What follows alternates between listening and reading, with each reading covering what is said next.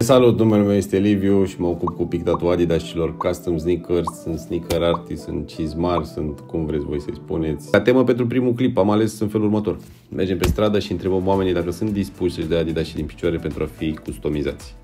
Procesul o să dureze 2-3 zile, oamenii trebuie să plece desculți, mă rog, o să le dau o pereche de papuci la schimb ca să nu plece chiar desculți, deși inițial vreau să-i las desculți, am zis că e puțin cam mult. Fiind la început cu YouTube-ul, orice like, orice coment, orice share mă ajută enorm de mult, orice follow pe TikTok, orice follow pe Instagram este binevenit și el, din nou, același nume este peste tot și vă mulțumesc dacă faceți una dintre ele sau vă mulțumesc dacă le faceți pe toate. Cer scuze pentru unele părți din clip, nu au calitatea pe care vreau eu să o aibă, deși am filmat în 4K, telefonul a decis că nu, acum nu filmăm 4K, acum filmăm 480p, cum era pe Meta Cafe înainte. Bun, gata cu vrăjeala, vizionare plăcută și sper să vă placă clipul. Dispus să-ți dai Adidas și din picioare pentru a fi customizați pe gratis? E o decizie grea. Vezi că aș fi ales dacă aveam alții, dar ăstea să nu-i vreau albi, că se potrivesc cu multe chestii. Dacă ai fi dispus să-ți dai Adidas și din picioare pentru a fi făcut custom. Deci nu e dispus. Nu, te salut! Salut, salut! Dacă ai fi dispus să-ți dai Adidas și din picioare pentru a fi customizați pe gratis. O poveste mai uimitoare despre ei. Ok. Sunt al lui frate-mi și am luat fără să știe. Adică dacă îl sun acum... Sună-l și întreabă. Te salut, nu e fratele tău aici. Am venit cu o propunere la el pentru că l-am văzut cu Air Force în picioare și m-ar interesa dacă ai fi dispus să-l lași să-și dea Adidas și din picioare pentru a fi customizați pe gratis. Parcă nu i-ai da? Îți dau un minut de gândire și revin cu un mesaj? N-a reușit să-l convingem? Greu de...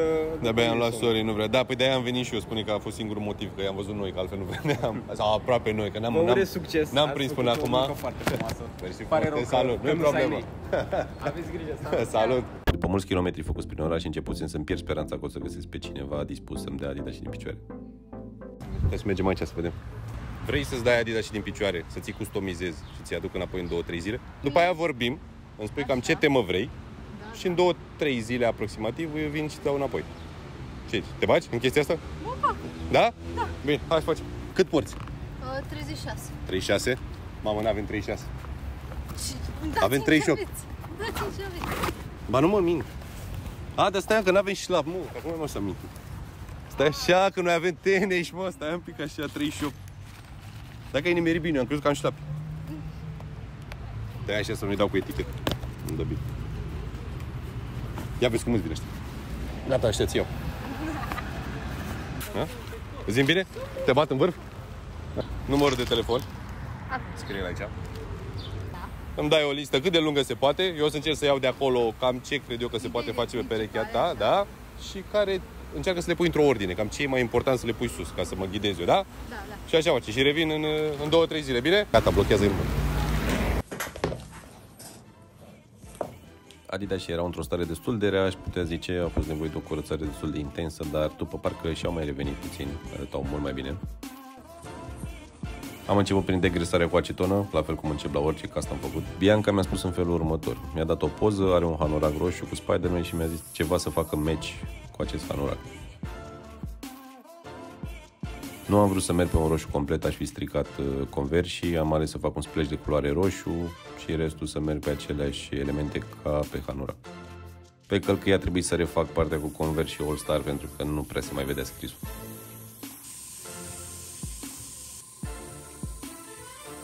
Și returile nu erau în cea mai bună condiție, așa că a fost nevoie să le înlocuiesc.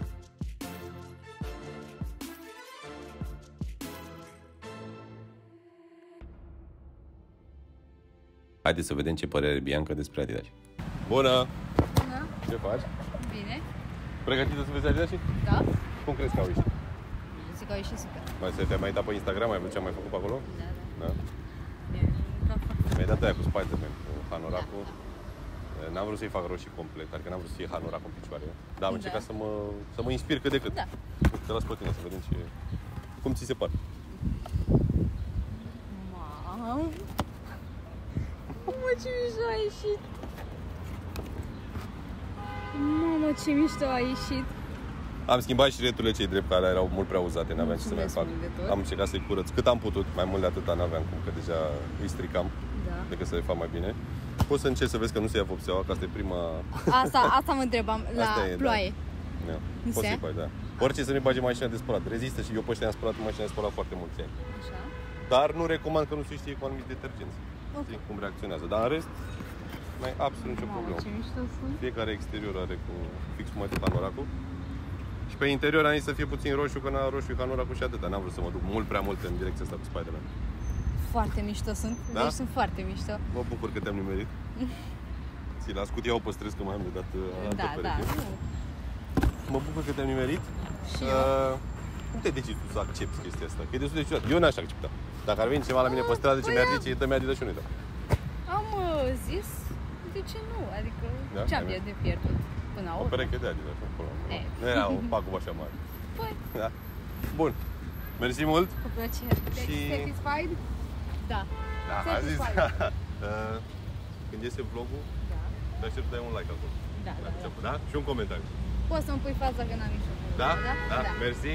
O zi bună, numai bine. Și încă o treabă, te rog să lași un comentariu cu care pereche ți-a plăcut mai mult. Aia sau ailaltă, nu pot să zic cu ce sunt, că stric șmecherie. Salut. Nu te spera, am o întrebare. Filmăm ceva pentru YouTube în primul rând. Ești de acord să apari? sau TikTok? O să apari și pe TikTok. Și pe YouTube. Nu am treabă. Și pe Instagram. N-are treabă. Merge? E bine? Fii atent. Da. Ideea e în felul următor. Ești dispus să-ți dai Adidas din picioare pentru a fi customizați? Și ce vrei să merg? Vrei să merg desculț? Ia uite. Cât porți la picior? Cam puțin față de dumneavoastră, da? Cât porți? Că mai avem niște papuci de schimb. 38, cam pe acolo. Calculează dacă ești de acord. Gândește-te bine.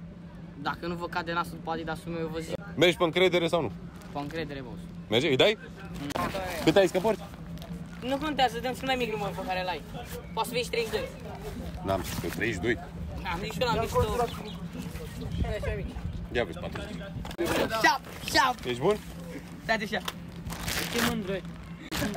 Bagă aici. Să-mi lași aici, te rog, un număr de telefon.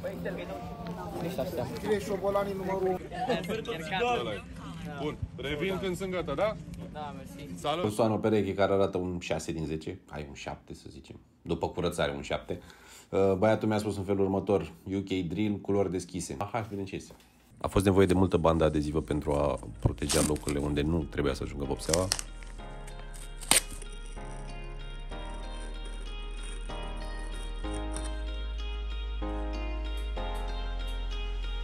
Am ales să merg pe un albastru deschis ca și fundal.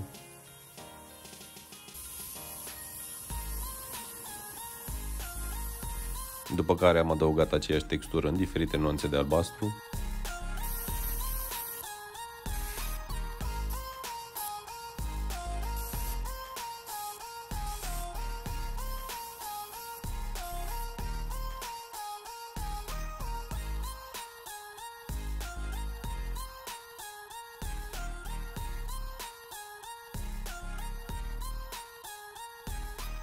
Semnele Nike cât și tagurile de pe șiret am ales să le fac gold. Na, UK Drill-ul trebuie să fie ceva acolo. Este 8:30 dimineața, am cam obosit un pic ce drept. Acum terminăm a doua pereche, asta. Punem textul în față, dăm cu finisher, bine, și cu unele retușuri înainte și cam mai continuăm. Haideți să vedem ce părere are Roberto despre Adidas. Sperăm să-i placă. Ești pregătit? Puțină emoție? Nu. Puțin? Sunt foarte curios. Ești curios? Cum arată? Te rog. Nu pot să cred. I-am curățat cât am putut. Mamă. Vopseaua nu se ia, rezistă, poți să fii liniștit de chestia asta. Mamă, de tare sunt. Direct pe mă fac și recul măcar Ai aduci papuci înapoi? Da. Poți să-i înlocuiești, poți să scoți. Poți să pui papuci aici. Nu trebuie să ia și să te bagă aici. Ia să vedem cum îți vine în picior. Deci nu regret că ai acceptat. Nu, dar nici eram 100% convins că o să iasă ceva mișto. Dar cum te-ai decis atunci? Că e destul de greu, adică eu dacă aș veni pe... Pe moment? Da. Ai fost puțin așa, nu știai exact. Nu neapărat. Bine, de fapt când te-ai asigurat, după când ai întrebat tu cu ce plec de aici, te-ai zis cu papuci, n-aveai treabă. Papuci nu mai aveam. Deci de scurs nu plecai la ciorap. Eram sigur, nu mai aveam nicio treabă, nicio problemă. Puteai să-i faci doar să le tragi aici o linie așa roșii și eu eram mulțumit. Acum sunt unici. Ai doar tu perechea asta, nu? Sunt diferiți. Da. Dar e și de muncă. Păi a fost, cam 14 ore cred că am stat. 14 ore. Da, cam așa. Păi ți-ai zis atunci, ai mai dat un mesaj dimineața. 14 ore trează în 2 zile, da. să Mi-ai fac dat ceva. mesaj dimineața atunci și am răspuns și eu munceam de cu o seară înainte de aici. Așa erau, da? E 14 ore mea să bicurăț. N-ai cum să dai greș și e greu să nu ai cu ce să-i pui pe ăștia în picioare. Cu un tricou alb și mai tare. Asta zic. Te salut, mersi frumos. Mă bucur că te-am nimerit. Canal de YouTube, că nu am Canal de aflat. YouTube îți arăt imediat. Chiar vreau, nu că vreau, chiar meriți mare subscribe și like la toate clipurile. Happy? Gata, am terminat. Asta a fost primul vlog. La revedere.